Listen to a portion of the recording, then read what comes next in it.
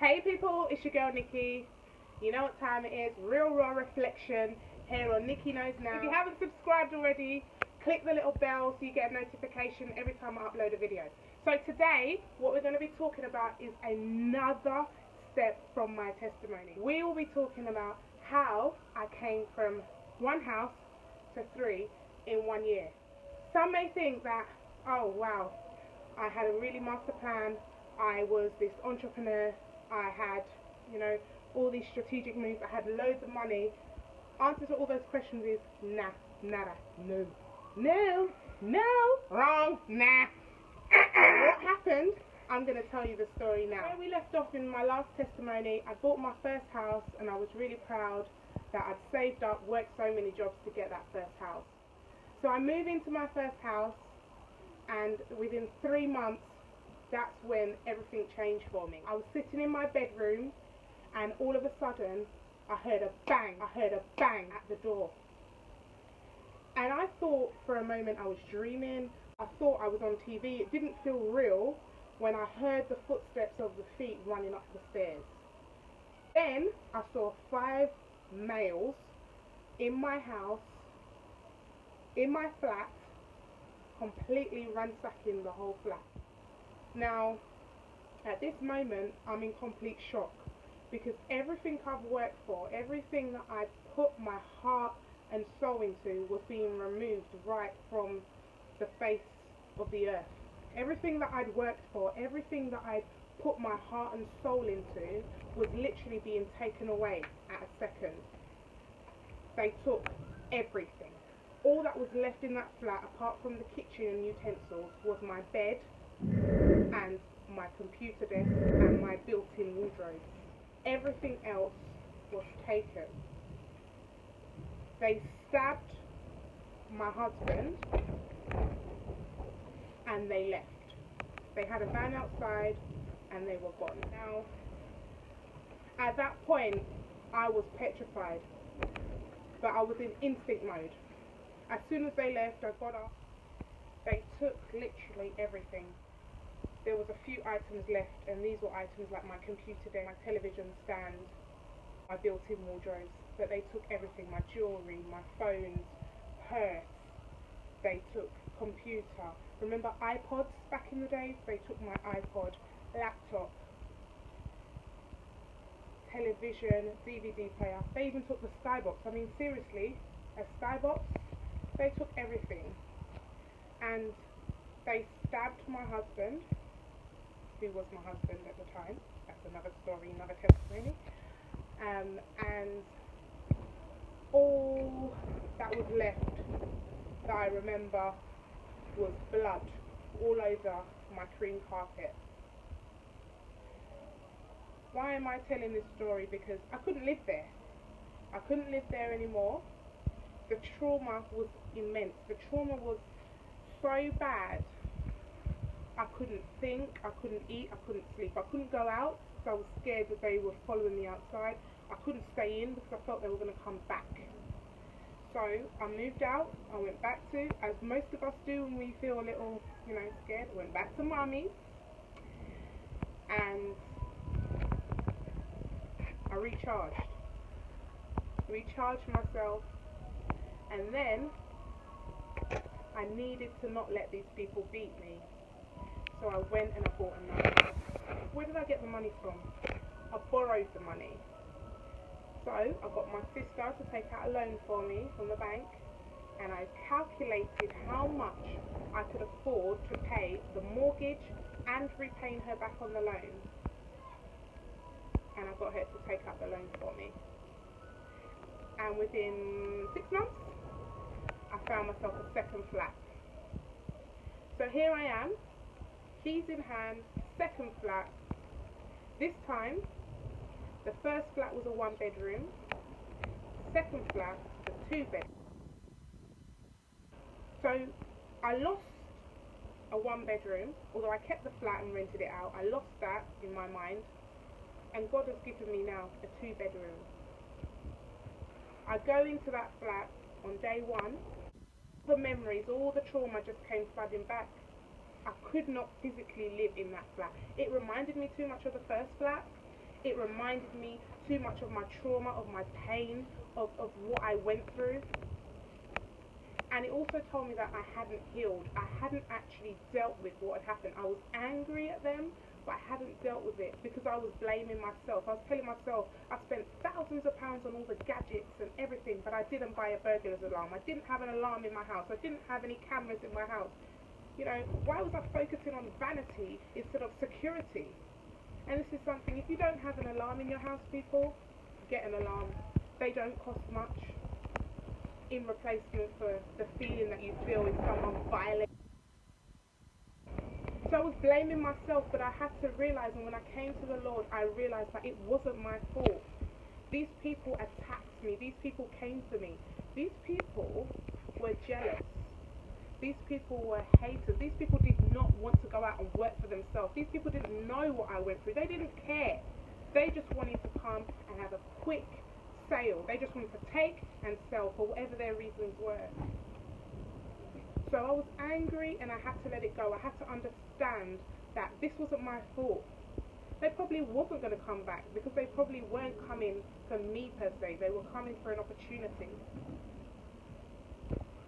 So after the second flat, I realised I couldn't live there because I was still traumatised. I had to work on myself, I had to get counselling, therapy. And I rented out that second flat. Stayed at mummy's, renting out that second flat. So in 6 months, I've now got 2 properties. I realised these people cannot beat me. So what do?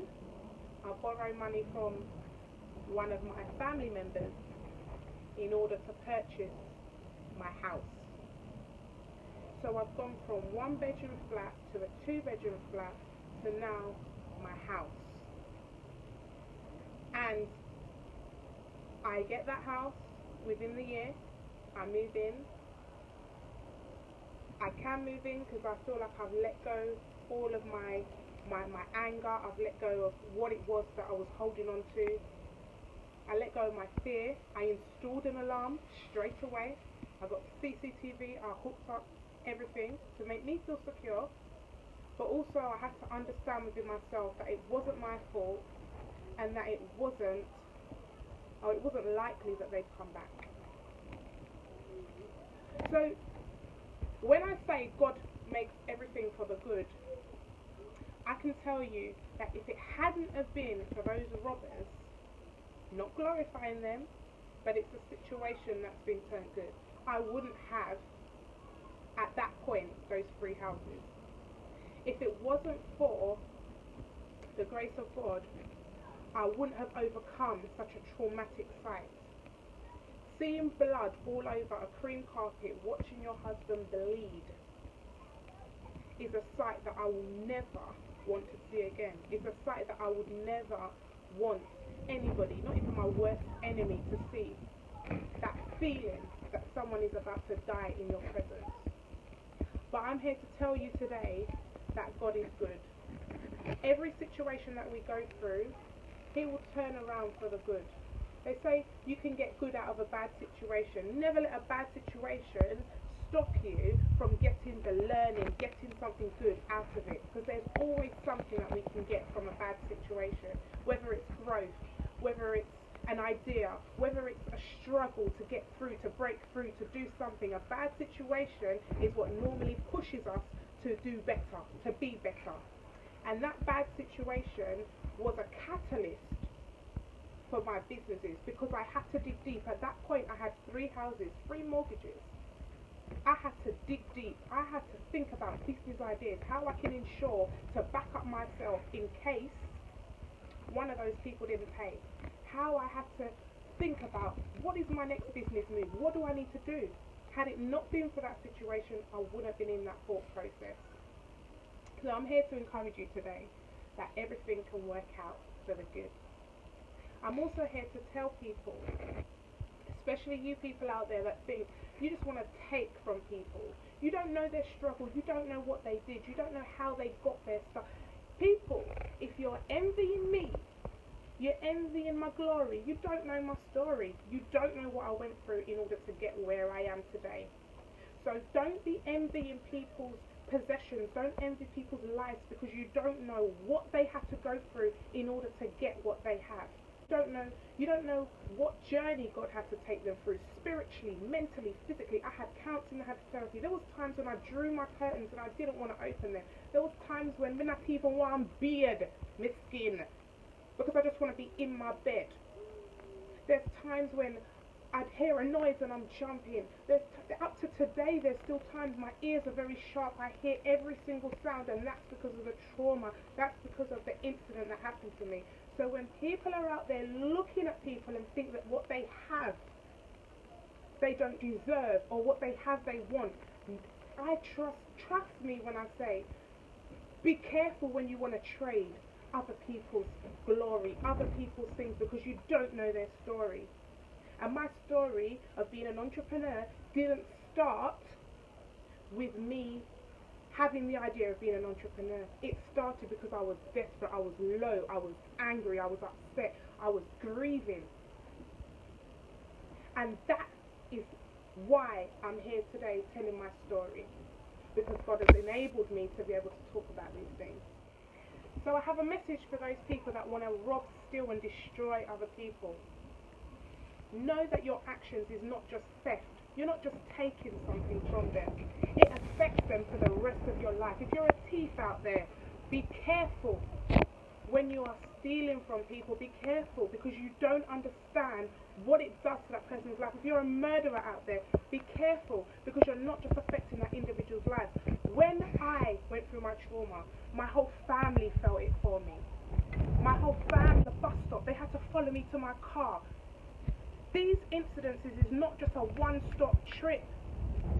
These things affect you, they affect your family, they affect your loved ones. At work, people have to be sensitive to me, because at work I was jumpy. I remember one day somebody came up to me and boo, and I literally freaked out. The people around you are affected.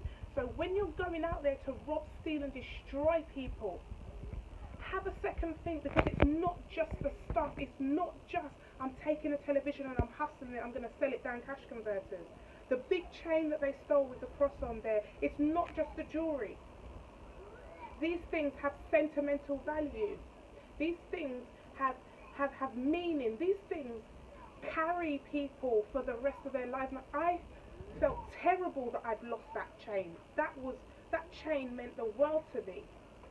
It was given to me by my grandmother, and I will never have that again. But thank God that I still have my grandmother here with me. Some people don't have that. Some people have sentimental things that if it's taken away, they can never get those memories back. Think before you go out there killing people. Think before you go out there stealing from people.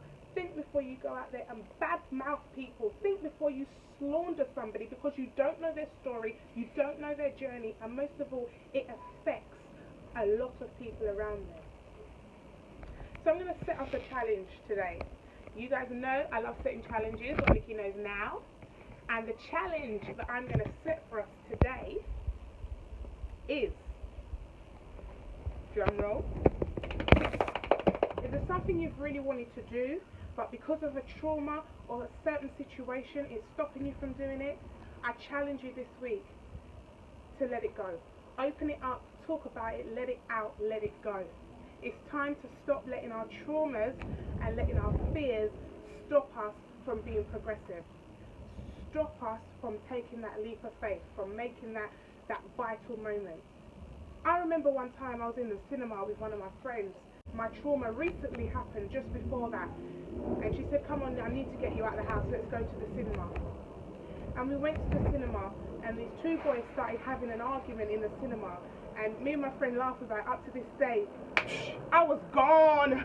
I ran out of that cinema so fast, you could have flashed lightning had nothing on me.